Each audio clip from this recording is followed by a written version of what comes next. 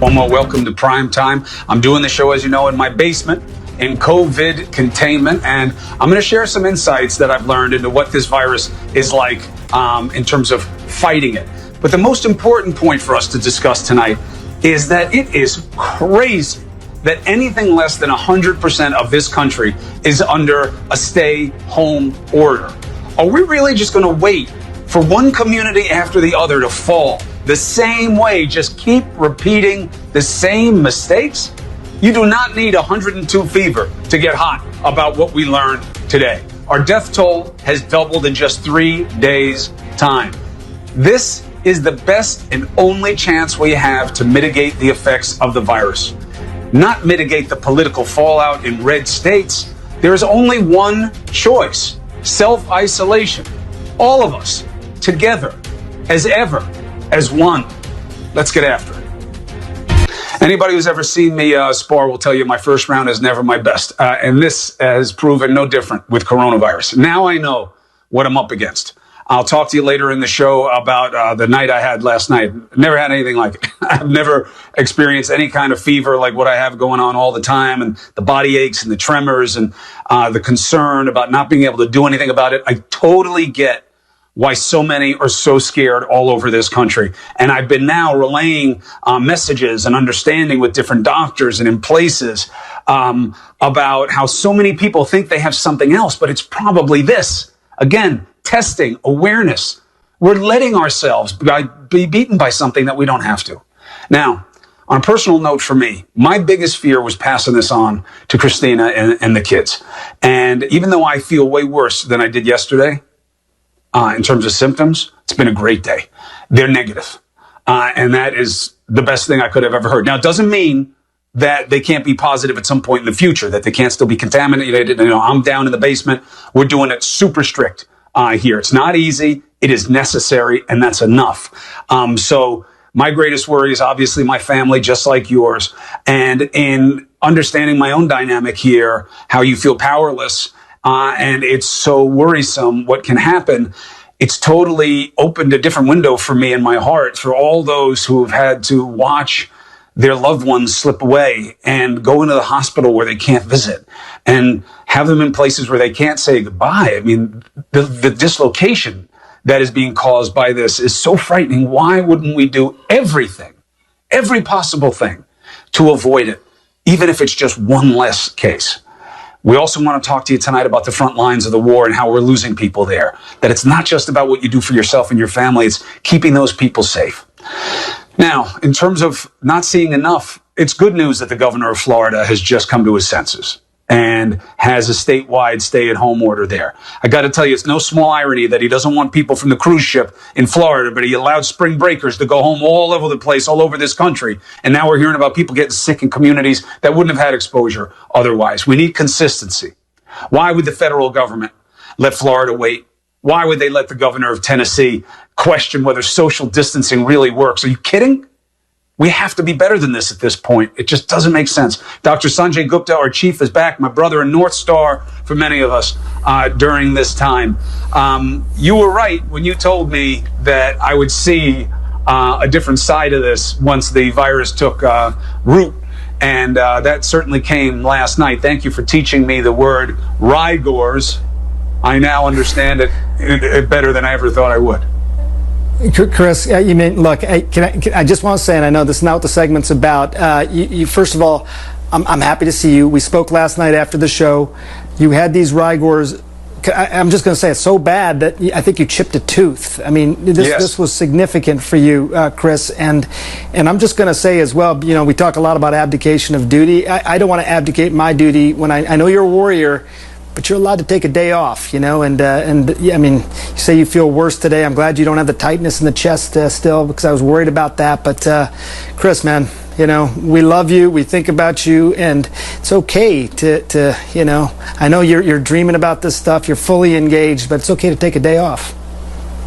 You're totally right. You got to take care of yourself first. You can't take care of anybody else. I also followed your advice. I got this. In fact, people have been sending me these things. They heard you talk about oxygen, blood oxygen sensor. You got to make sure your hand's warm, by the way. Oh, sorry. That's Andrew. I'll talk to him later. pest. You have to make sure you have a warm hand, and you put this on, and it tells you your blood oxygen level. And I'll tell you what, this is a great gift to people who are fighting COVID, because it lets you know that, oh, you know what? My chest situation is still good. It's got to be above about 94, 95, 96 to 100 is normal when you're healthy. I got so many of these that the first like 20 people or so who go onto my social media, give me your address, and I'll send you the extra ones that I have, because if you have COVID, it's a great thing to have at home. I want to ask you something, Sanjay.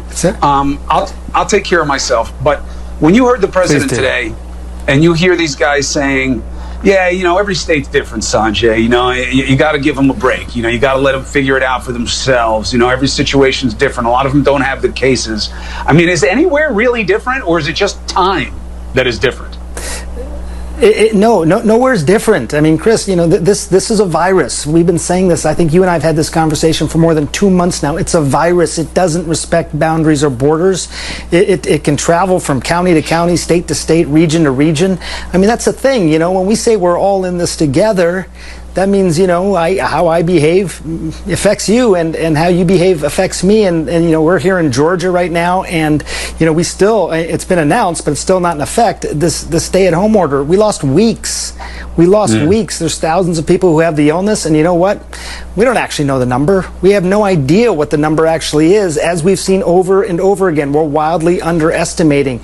The problem with something like this is, by the time you see it, it's too late. You know, there's other metaphors, but by the time you see this, it's too late. And there was plenty of warning here. I mean, Chris, you're a warrior. You always call yourself a warrior. I'm not a warrior. I'm not a fighter. I'm a soft-spoken, mild-mannered guy. But this one's made me kind of angry, because it didn't have to happen, what is happening right now. Some of it had to happen because the virus is here. That's an act of Mother Nature. That was going to happen. But in terms of the impact now, the places that are having the worst results in terms of fatality rates, all of that, are places that had the virus affect them, but what drove up those fatality rates was a strain on the medical system. They weren't ready, even though they could see what was happening in other places around the world. So yes, I mean, long answer, we need to have a national, you know, stay-at-home order. That's what they've done in countries who finally started to turn this around. We're not there yet. We're not there yet, and we keep making excuses. That's the scariest part for me, is when you see somebody that knows they made a mistake and they don't really own it, and they're only kind of making up for it, you know that mistake is going to be repeated. There is zero question. We'll have the governor of New Jersey on next. You hear my brother, the governor of New York, say this all the time. They are still fighting for PPE with one another. They don't want to. They're not trying to hurt each other, but there's such a small supply, they're bidding it. The federal government should have stopped that a long time ago and created stability for them.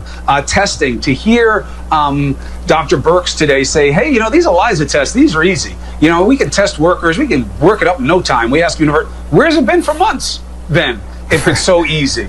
And to hear them have a COVID conference today, you know, I'm all bundled up. I'm ready to watch the conference, see my man Sanjay after it. And they start talking about drug interdiction. Now, that's a relevant part of our COVID thing, is that people are trying to sneak drugs in the country now, and that's what they're doing. I mean, what is that about to you?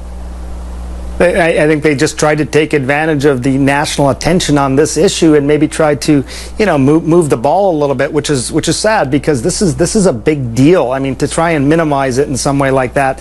I mean, I don't, there's some things I figure now, and I keep a journal every night. There's some things I sort of figure that I may never understand about how some of these decisions were made.